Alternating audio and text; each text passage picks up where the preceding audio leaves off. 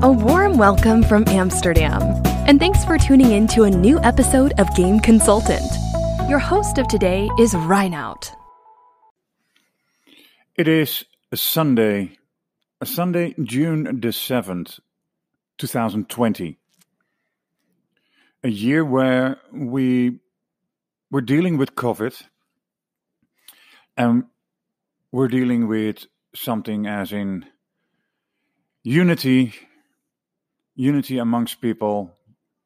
We're all the same, we're all equal, and yet, if we look at the United States, we're seeing people being upset about the fact that we can still see racism amongst people on their work, on the streets, in their lives, schools. And the other day I was commenting on something on LinkedIn where someone said like, hey, this kid is playing really, really good, a shooter game. And yeah, the kid was really good. And I wondered like, well, if it makes sense that a kid of 5 years old is playing a shooter. I sent a link in the comment where they said like, hey, kids that have played shooters are more likely when they hold a gun to shoot faster than a kid that has not been playing a shooter. In any case, that was not completely relevant for what I was going to say, but it was a completely different story. And someone actually said from the UK, hey, do something about Zwarte Pieten first. Black Pete, which is our annual thing in the beginning of December. It's called Sinterklaas. And then we have for, 100 years, Sinterklaas is giving presents, and then he's coming with his Zwarte Piet, and they can climb on the roof, go through a chimney. And some people say, well, the chimney, that's why they get black. I don't have to explain that whole thing, but someone actually just mentioned that. So like, okay, shut the fuck up about you having an opinion about if it's good or not that a 5-year-old is playing a shooter. First, deal with this. And what I wanted to mention is, it made me think directly. It made me also look a bit different at the Instagram where I saw all those black squares. And funny enough, Chris Reed, who's actually talking in today's item about racism, sports, esports, he had a black square on his LinkedIn. And I was looking at it and I was actually expecting a video. That's mostly what he posts, his video, interesting interviews, and it remained black. And at the time, I also noticed that LinkedIn was sort of a bit shaky, not doing completely what it has to do. So I was about to put a comment under it like, hey, dude, your content is not visible. I don't know. I in the end, I didn't do it because I thought like, yeah, well, maybe he doesn't like it when I say his content is not working. Luckily, I didn't do it because later on I discovered that everyone was posting black squares. Yeah. All right. And I basically did not. Because I don't need one day to express my feelings about racism. I do it 365 days. I made a choice for my son to go to a school where there is a diversity.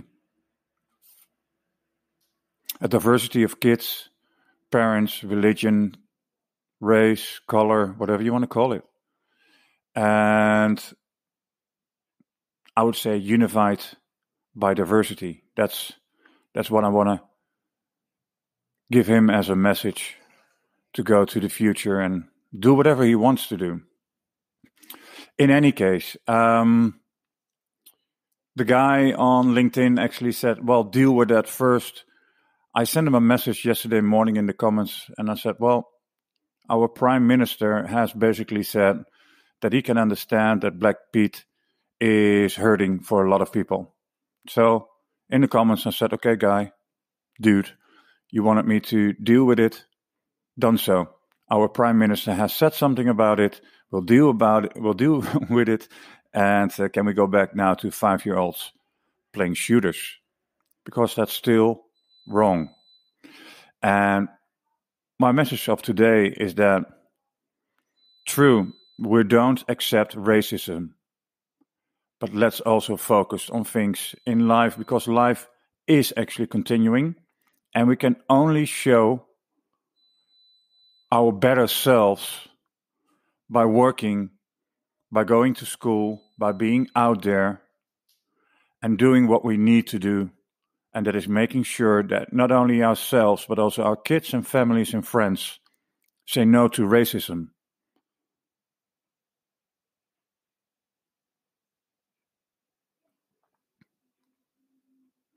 All right. I just wanted to have said that, and you can have your own thoughts and mindsets on this, and I don't want to get political here. It's good that people stand up and protest, but that might actually take a week or something, and after that there are still 51 weeks in a year, and it's there where we need to prove that we can beat this thing. Today in Game Consultant, we're also talking about gaming in Latin America. Carlos, I had in episode 8, he was telling something about developers, publishers, some of the landscape of Latin America. And now I actually wanted to know more about some events. He's telling about an event. He's doing a panel himself. Carlos is really, really a long-time gaming entrepreneur, and he knows everything about LATAM. So if someone is asking me like, I need to do something in LATAM, it's gaming, it's like, I'll do an intro to Carlos. Carlos right now is full-time busy with Lockwood, where the CMO is Oliver Kern. Well, you heard the name more often. Yes. Avakin Life. And so he's telling also about what they do with localization, etc. And then the items of Chris Reed, what I said, he's talking about esports and racism and thoughts around the current events in the US. And Joachim, as always, with a very interesting, a very interesting item. Can I tell you guys just to have a look on LinkedIn? Elite Game Developers. I mean, he's having really some very interesting webinars, and for that matter, of course, I was telling you, if Chris is not posting any black squares, then he's doing an amazing work of doing interviews. So I appreciate Joachim and Chris for doing these items for me, and sorry for the long intro, but I hope we will all one day look back and feel that this was the start of a change, not a temporary change, but a permanent one. Let's continue, and hope you enjoyed the interviews and the items. Let's do this.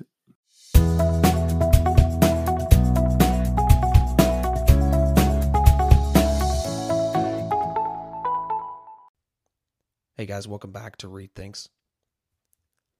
I made a LinkedIn post last week about being a white male in America.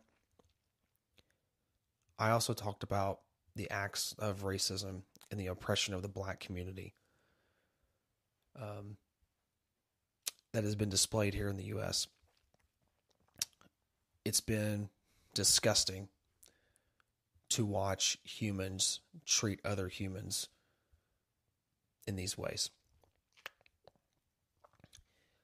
I think during a time like this, not just the country, not just the U.S., but the world needs unifiers to bring people together. And being around the esports and the gaming space as an investor and advisor for startups and the tech side of it, my brother being a part of the space for a number of years,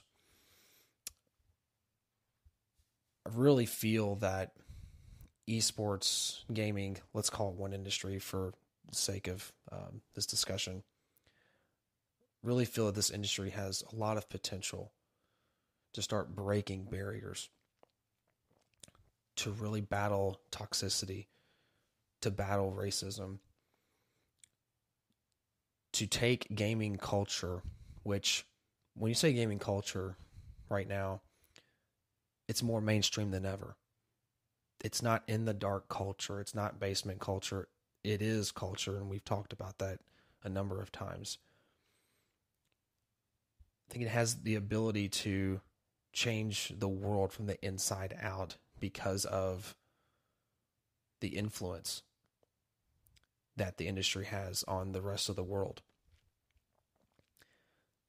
More people than ever are watching, so that the level of influence has never been higher.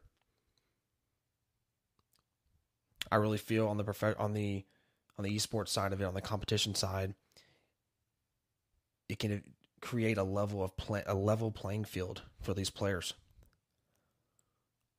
In starting at a young age, learning how to become a pro, spending time honing in on their skill sets for years, training, not just being a gamer. I think being a gamer and being a professional player is not the same, right? But creating that ecosystem. And at the same time, throughout that, battling that toxicity, that showing them it's about their skill sets and not the color of their skin. I really feel that this industry has the ability to do that long term. What will have to happen is buy-in across all of the companies involved in the ecosystem. So streaming platforms, online communities, all of them have to be on that same page. They're all going to need to play a role in creating that positive experience, no matter what culture that person is from. And I really think that this can happen. I think this can have such a positive influence on so many people. And the other side of this too is we've talked about how gaming is cutting edge. Like it is tech. So it moves fast. Where I feel other industries, well, I don't feel this is true, they move slower. So the culture of the other industries are just inherently going to move slower. So I feel that change can happen much faster in this type of environment, the environment of the gaming industry. So I have a lot of hopes long term when it comes to this industry and how it can affect people, not just on the entertainment side, but just on the human side. Because like I said from the beginning, humans should never treat humans that way. And it starts with culture. And if you believe gaming culture is mainstream culture, then there's unbelievable opportunity to really change the way we treat each other. The industry, in my opinion, has the potential to change the world, but everyone needs to buy in. Thanks, Chris. I couldn't agree more. Enough said. Next to this, Joachim.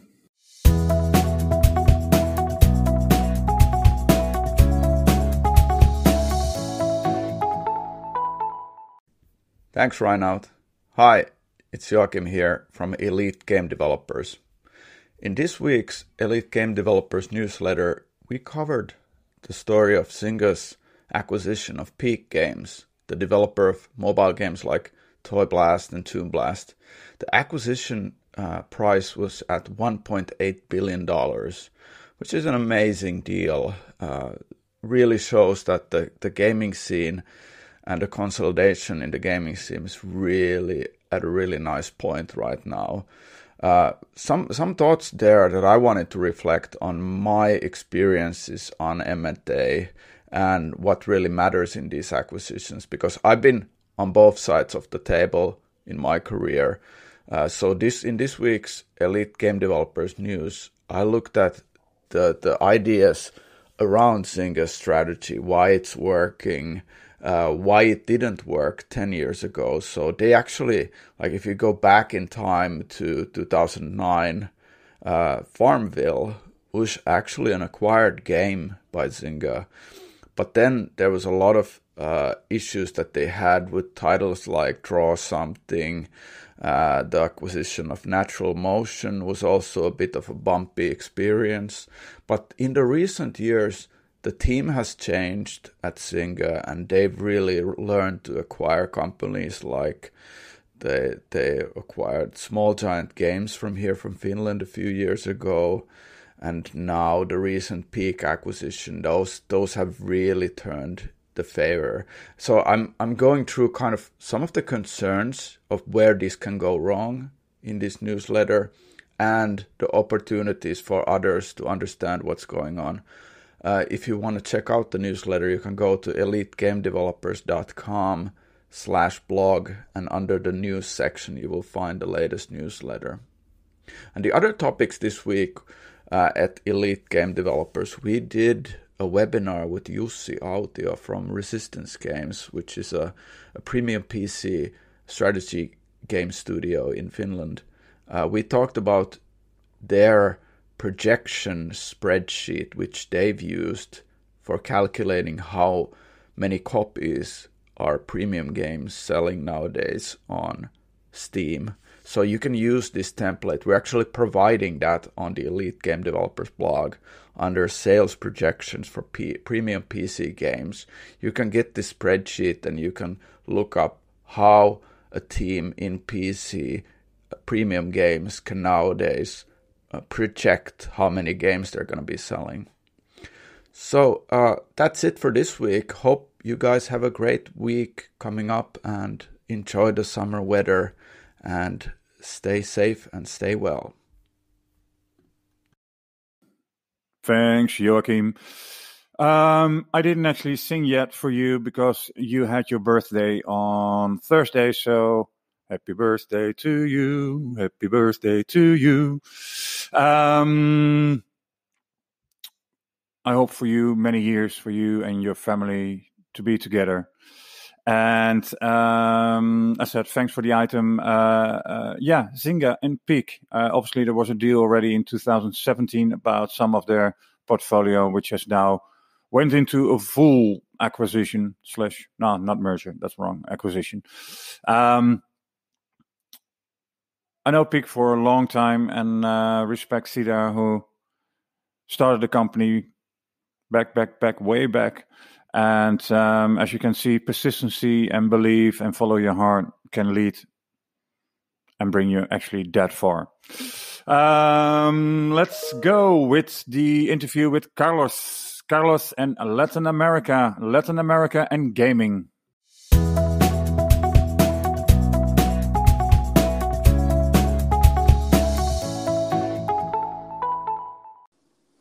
So a while ago, I actually was talking about Latin America, and that was actually in the time that I sent people questions. They sent me a shitload of text back, and then I had to get sort of the key points out of that, and then I was reading it.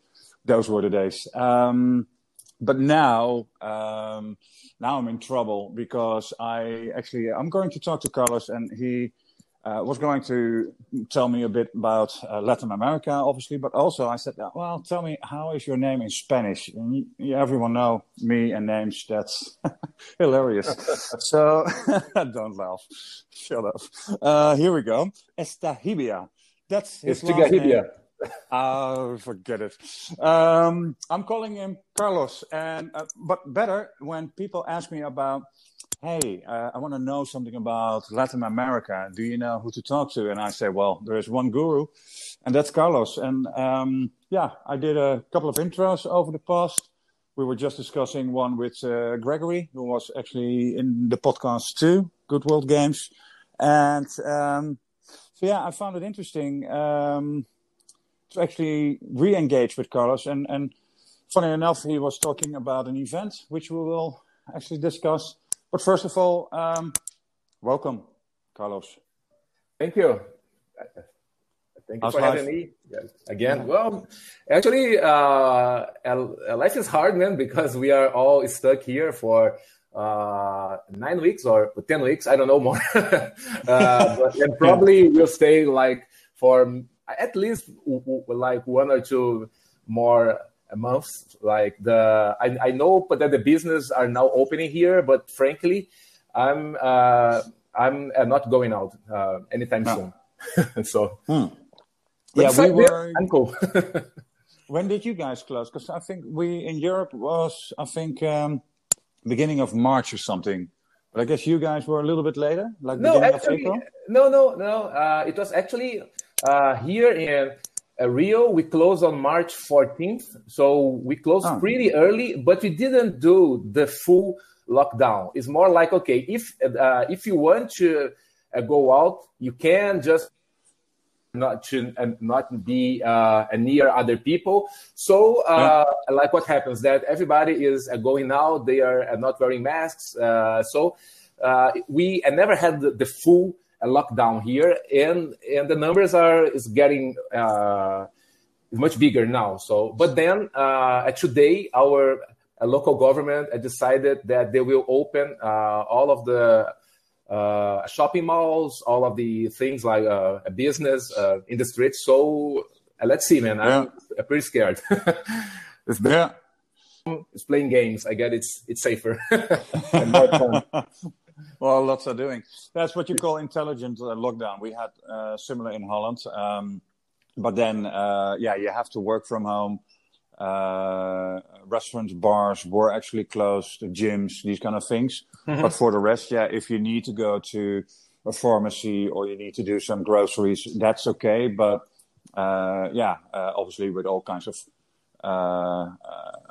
mouthpiece, these kind of things. But I think we're actually for 1 week, our restaurants and bars are open now. The shops were already a week before. Mm-hmm. The schools officially are now full-time open. They have sort of a half roster. Mm-hmm. So, and so the ratio is under 1. So I think we're on 0.3 or something. And that means you need about 20 people or something. Yeah. Mm-hmm. Yeah, so that should qualify. That everything should be cool, but then you have the worrying stories that people are saying like, that's summer. And during summer, the flu is disappearing. And then during August, September, it's coming back. So bottom line, I'm just going outside as much as possible, enjoying the sun as much as possible. And then I'll see what happens in September. Early Christmas. The Christmas tree in September. And, I get it. Yeah. Cool. LATAM. Is it still fair to say that it's an emerging territory, or can we actually say no? It's one of those territories that belongs to, sophisticated gaming, sophisticated companies. Esports is there. No. Actually, what is your take on that? No, I think that here I consider here as an emerging country. It's growing super fast, but I see a lot of space to grow. Much more. So, that's what I've been telling like everyone that no matter if you have like a AAA game or if it's a hyper casual game or you still have a very good a chance to be successful here. So it's not a territory that is taken by only the major games are making money here. And we do have a very nice example, which is a game called Free Fire, which is a game that here is super popular. It's the top 1 game by far. But if you talk with people from Europe or from some other countries, US, they and most of them they don't know about this game, and it's It's basically like a Free Fire, a PUBG, but here it's crazy. Like everybody plays it, and so for me, this is the best case that shows that you get like a game that seems that and nobody else is playing, only here, and I guess they are also popular now in India, and they are making a lot of money here. So for me, this is a very good sign that you can have some titles, and if you launch it properly, or if you have luck, let's say, because maybe it's but if you launch it properly here, you have a big chance to succeed. So this is just one example. Yeah. Avakin Life also. Local hero. So yeah. This is a local hero. I mean, yeah. What is the developer? Where is the developer located? No. For people to know. No. The developer. They are based on Singapore. It's called Garena. Garena. Yeah. So they are big there, but not with this game. This particular game. So like what happens that. Like 1 year and a half ago, they launched this game. It became super popular here, and one of the reasons that we think is that they are supporting all of the low-end handsets. So this is one thing that you have to do if you want like everybody to play the game, and if the game is social, this is a must. Like you really have to support handsets. Like from 5 years old handsets, 6-year-old handsets. So this is super important. This is something that a lot of the other companies, they don't know this, or they think, okay, let's only target for high-end, for people who have like a lot.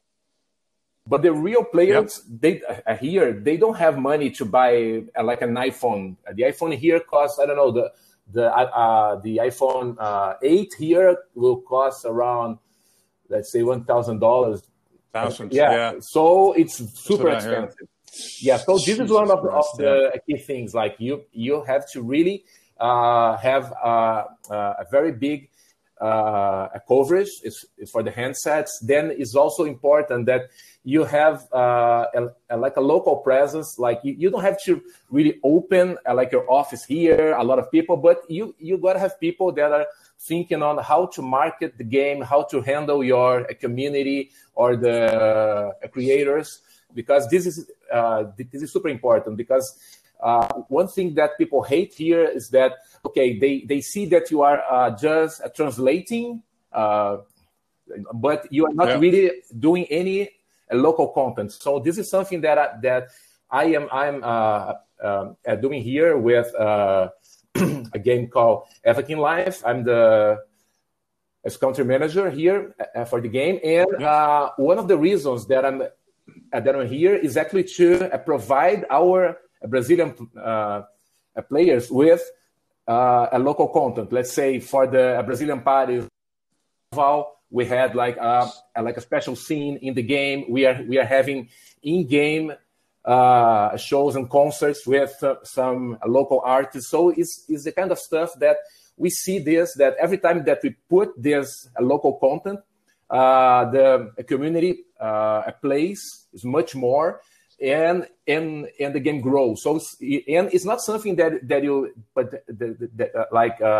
do just once. You have to really be focused and think, okay, this is a 5-year project. It's not something that you do just one action now and then it's over, because then people, they will be kind of expecting more. So this is also something that games like the Free Fire guys, they are doing this a lot here. They have a lot of local content, local offers. Pricing is another point, because like our currency in the past 6 months dropped by 40 to 50%. It's a value. You really have to know that if you just keep the same price tag like in US dollars, it will become super expensive here. So you have to it's really test price. and not only price, but what you offer, because sometimes the price is fine, but people there are not buying. Then you start adding new items or a particular offer for the Brazilian market or for the Latin American market. So it's this live ops process is super important. So I guess these are the key things. Like you support all of the low-end handsets. You have your community management here, and you do a lot of price testings and a local content. This is the rules if you want to succeed here. So basically, that's the tips that I always give people. Seems fair. And I mean, you're located now in Brazil, but if you look at other countries like Argentina, Colombia, it's similar there. Well, obviously with type of phones, iPhone expensive, so you have mostly Android, I would say. Yes. And then so basically I knock on your door and you can localize for any country there. Like, for example, we have in Europe. I mean, people are located in Amsterdam, and then they build up a team and they have to localize for Europe. Does it work in a similar way with you guys? Yes. What we do is that we localize the game in Brazilian Portuguese. So it's super important because the Portuguese that you speak here is totally different from Portugal. So people, they will know, like, just reading like the first half of the first those guys, they're just getting Portugal strings. And for like all of the other countries, they speak Spanish. And you also cannot use the Spanish from Spain. So is what we did is that we tried to do in the Colombian Spanish, because it's the neutral Spanish that covers all of the countries. They don't have anything that is offensive to any of the other countries around. So this is how you do it. It's for the language, but what we also do is that we know that each of those countries, they have their own dates, their own holidays, festive dates, or food. So let's say we just had in May 5th, we did like the Cinco de Mayo thing for our Mexican players. So it was mainly is for them and for the Hispanic people in the US, which is another thing that like we consider as part of Latin America, because they usually play, even they are in the US, but they are totally tied into Mexico or to some of the other countries. So we also consider them as a part of Latin America. So this scene that we did for Cinco de Mayo was good for either people in Mexico and Hispanics in the US. So this is how we did, and now we are thinking about, okay, let's do something for some of the other countries, Colombia, Chile, Argentina. So it's important that you don't really put all of them in the same pack and say, okay, this is Latin America and they are all the same. No, every country has its culture, slangs, special dates. So this is important, and it's very hard for you to do this if you are not here, or if you don't hire like a local person that can tell you this, because there is some things that are very things that is very hard for people who are not actually in the country living here. They don't get this. It's very, very hard. So this is important as well. A stupid question: Is the religion is it mostly Catholic or? It's a mix of a Catholic, a lot of Protestant. Yes, it's Protestant, evangelic, as you say. So this is a major group now. But let's say in Brazil, we have a lot of people also that are from religions from Africa. So, and this is also super important that you respect this, because they all have different holidays and mindsets. So here is something that we try to be as inclusive as we can.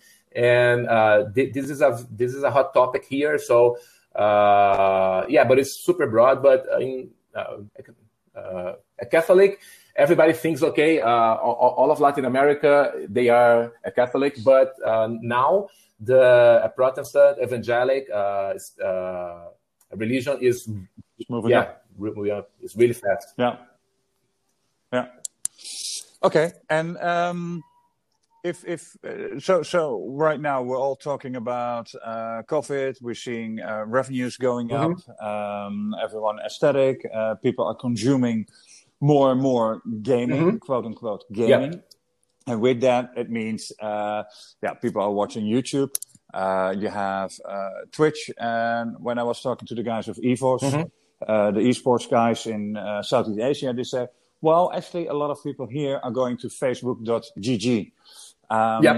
Do you have something localized in LATAM where people watch esports? So we know the Twitch, and most likely a lot of people will watch Twitch, but is there a local hero or local heroes focused on esports? And Twitch is super famous here, but we do have the Facebook GG here. So it started here last year. So they are supporting like a lot of games, YouTube, a lot of people that they used to do only YouTube. Now they are being hired or sponsored by to go to Facebook. And we also have a platform here that actually is from China called Nimo, Nimo TV. They are focused on esports for mobile. So they are growing fast, and their a major game was Free Fire until last year. So, but that's how they grew super fast, because I guess the support from Twitch to cell phones wasn't that good. It's by them. So and Nemo grew a lot, but now Free Fire, they have their own app called Booyah. So they are now they have their own app. Booyah. So this is changing here, because now I see that at Nemo they are actually looking for other games. So there's an opportunity here. Like if you have a game for cell phones and mobile, maybe of course you gotta test all of the platforms, but maybe you can really get a lot of love and support from those other platforms like Facebook or Nemo. So this is something that I'm also tell people, that maybe instead of just trying to be like one of the and not top games in Twitch, you may also try those other local things. So there are plenty here. And esports in general. I mean, so now we know where they watch. Bottom line, the localization, obviously pricing, those are important things. And then make sure that the game can be played on all these devices. So now we know where they watch, and obviously some companies have focused on the fact that a lot of people are on their mobiles. So therefore, I guess Facebook does well. And then Booyah, for example. But then esports in general. Esports teams, is that... do you see a lot of teams coming up? Yeah. Do you notice investors pushing this? Yes, this is something that in the past 3 years grew super fast. This is the area that now like everybody like wants to be. The games that people play here are, I guess, are the same that like everybody plays. Is like the League of Legends, Counter-Strike. They also Dota, yes, a Free Fire now, a mobile. So those are the usual suspects. And like what is happening is that all of those companies, all of these publishers, they now they have a local office here, and they have people that are just doing the esports thing. So we have like the major leagues and the minor leagues and the school league or the college leagues for most of those games now. So the scene here is becoming super professional.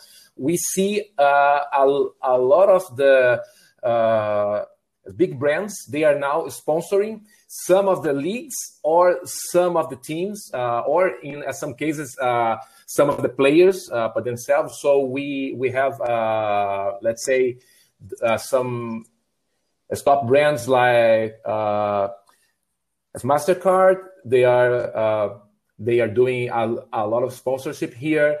The Gillette also is doing. So now it's a matter of and what they did first was to sponsor the like the venues, arenas. Then they started to sponsor all of the leagues, then the teams. So it's something that is booming here. It's really interesting.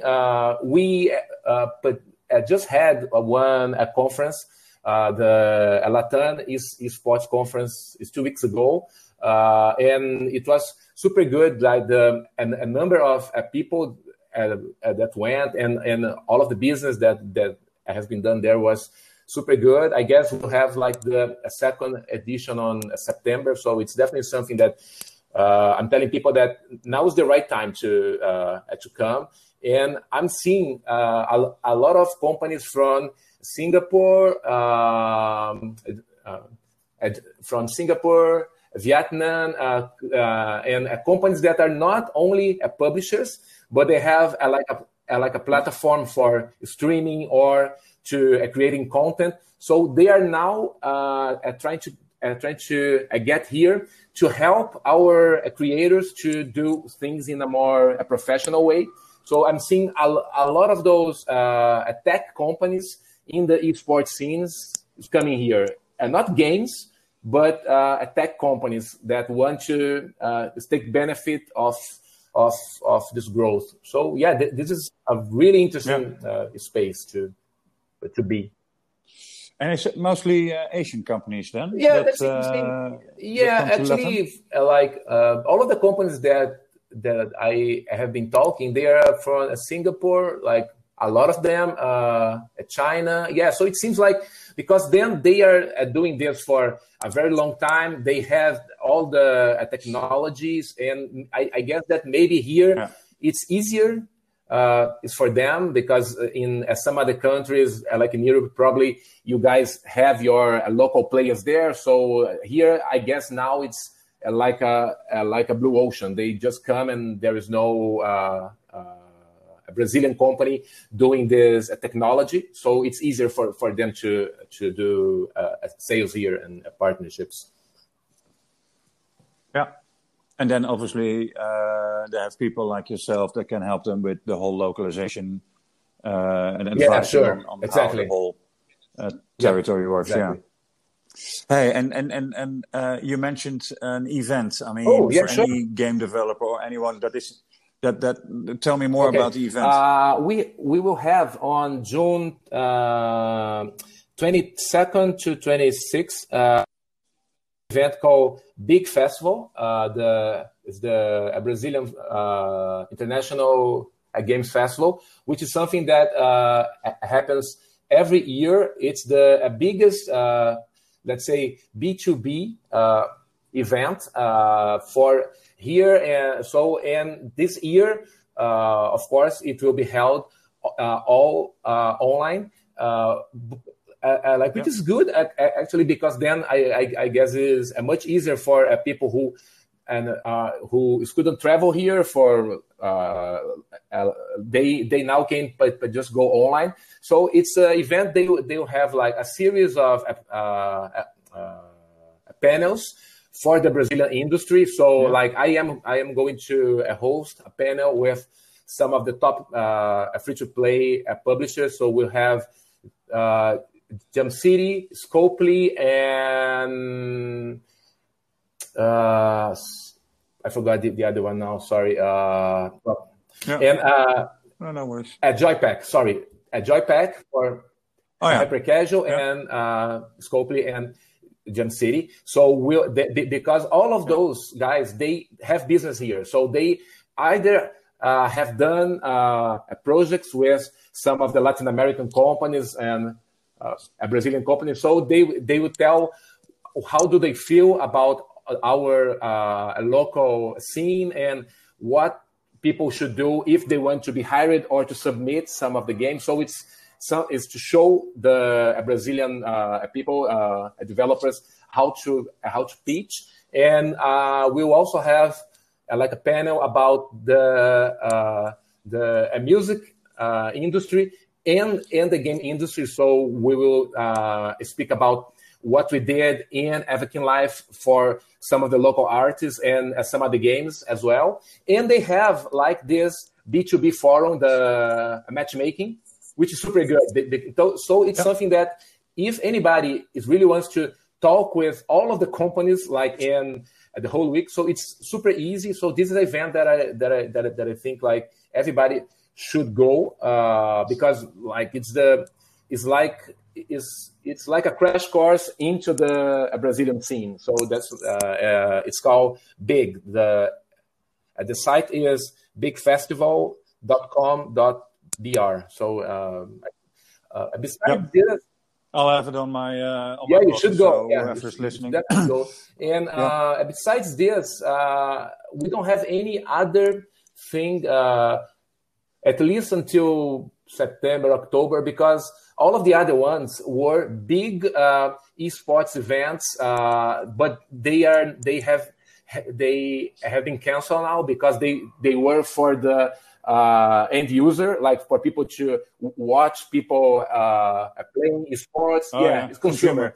So I guess we will have one in October called BGS, which is for the consumer. And in November, in December, we have the Comic-Con experience, which is like the San Diego Comic-Con. It's like a spin-off, but it's much bigger. It's the biggest now. So this is a very interesting one because it's not only about people playing games, but it's pop culture. So it's really interesting if you want to see how passionate the local people are about games or Marvel, movies, DC Comics, this kind of stuff. So it's really, really interesting.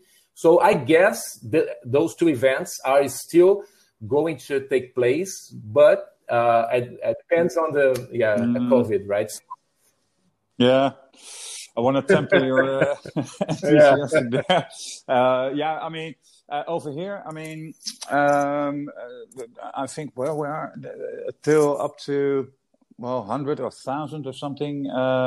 Those events can still happen, but anything more, that's going to be an issue. So let's hope. I mean, who knows? Maybe there is a vaccine by then, or maybe governments are allowing normality in the same shape and form that we were used to. Hey, and if you had just on mobile, like if people say mobile in Europe, everyone is saying Supercell. What would be a games company, a mobile games company in Latin America? Well, it's just no. Here we have a company called Wildlife. So those guys are, So they are like the Brazilian like unicorn. So they have games like the Sniper, it's 3D Assassin. There's another one called Scholarfy, and they have now two new games, not new, but games from the past 6 months called Tennis Clash, and also there's another one called Zuba. So those games, they are really making into the top charts. At this company, they used to be very low profile, but starting last year, they decided, okay, now we want to be really big. We want to be one of the top 5. And they really start to open offices. They now have offices in San Francisco, in China. I don't know. Yeah, in China. They also have an office in Dublin. And they are hiring and they are growing. So I guess this is the company that you will probably hear more in the next month, because they are doing super well, and now they wanna to compete in the major league. So those guys are really what we all aim here. Is like the Brazilian Supercell. So these are the guys that we are super proud of them, what they have done. Yeah, cool. Definitely the best one. Okay. Hey, and in terms of, I don't know if you know the numbers by heart, but if Brazil, you might know. But if you look at Latin America, I mean, as we said in before the interview, I'm looking at Africa too. I'm going to talk to Cordell, Carrier first. Just raised some money. He's eyeballing to publish games for the African territory, and he was basically coming up with a number. That's close to $1 billion, of which 400 or 500 million are speaking English. It's almost like India, that size. I mean, if you look at LATAM, how big is the population in total? There are people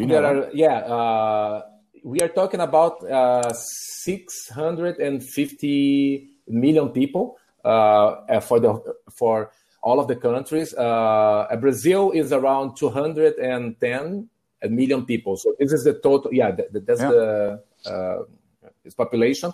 And one thing is that people here, they are very young. So I think that we have a higher percentage of people who play games here. So that's also super important, because if you are trying to build your IP, so if you start here, you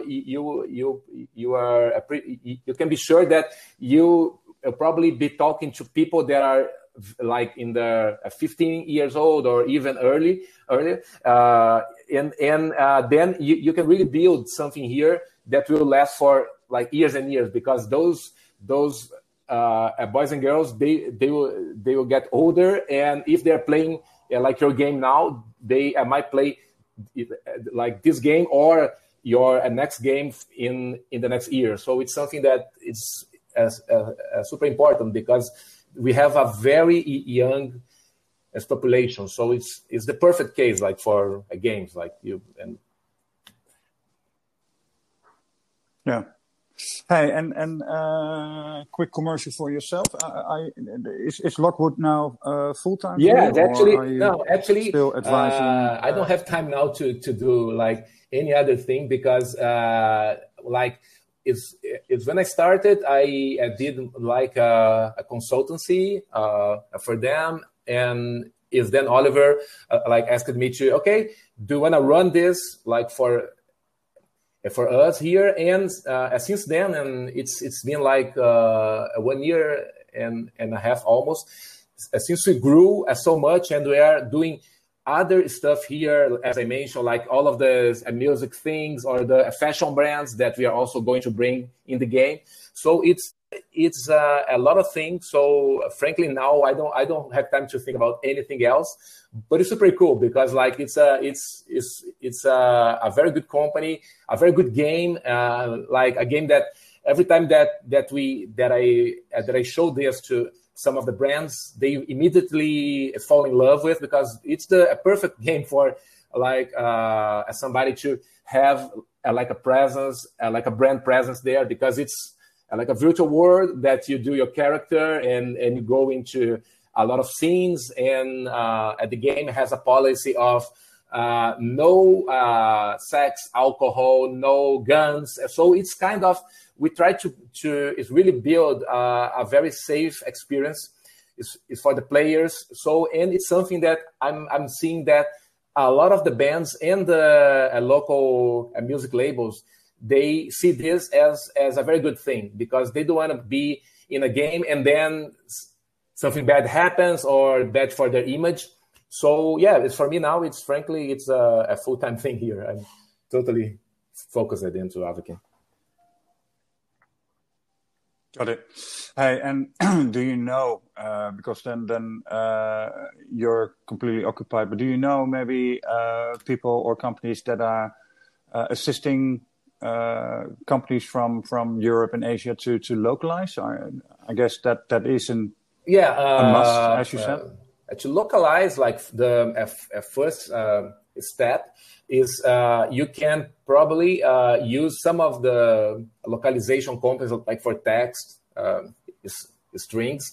But it's something that is interesting here is that we don't have any company, at least that I know of, that they act like as a publisher for other companies. You have companies like Level Up. They also do a lot of those services, but we don't have like anybody here that will say, okay, I will take your mobile game, I will do everything, I will have my team. So like what happens is that some of the companies, they come here, they hire like a country manager, and then it's up to this person to see if he wants to use other companies to help, or if he or she wants to build like a team. So at the other companies that are here, like IGG, for example, they have their own a team here. So they of course, for stuff like PR, they use a local company, but they have their own team, even if it's just like 5 people, but they have a local team. So this is what I'm seeing, is that if companies come here, they find somebody that can help them as a consultant or as a full-time, and then this person start hiring people. So because we lack this publisher thing, which is something that maybe could be interesting for somebody here to think about. Okay, I can solve this problem like as somebody, because we lack this. It's something that you see in some other countries, like in Asia. There are companies that they are experts in at doing this for China, Japan, but not from here. It's something that is interesting. It's something that is lacking. Yeah, got it. I want to thank you. I mean, this is really helpful, I guess, for a lot of people in the world that are eyeballing, to that sense, Latin America. I mean, it's quite a continent, and I think this is a good starting point to get to know, like, okay, so if I want to go into LATAM, what are the things that I definitely should take a look at? No, it's a pleasure to help. So, a pleasure to I will make help. sure that. And feel free to put my contact info, like LinkedIn, and I love to help out people. So yeah. Yeah, no, I will do that. I'll just send me the link of. I do have the link of the event because I was making some notes. But I'll send you an email anyways with some data I still use or want to have from you. That I put it on the blog, and obviously a link to your LinkedIn profile. And thanks so much. Awesome. Stay safe, man. Say it one more time. One more time. Your last Estigarribia name in Spanish. Thank you. Bye-bye. Thanks, Carlos. Take care. Bye-bye.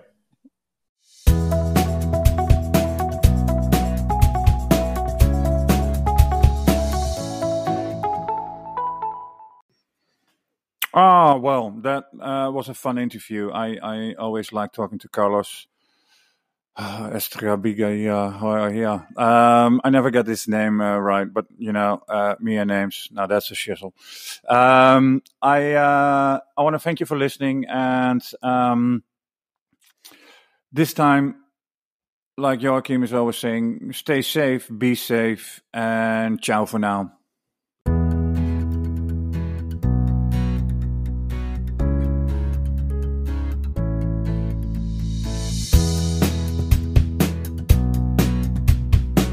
This was all for today. Thanks so much for listening to Game Consultant. Tune in next week for a brand new episode. And remember, do share this podcast with other members of the games industry.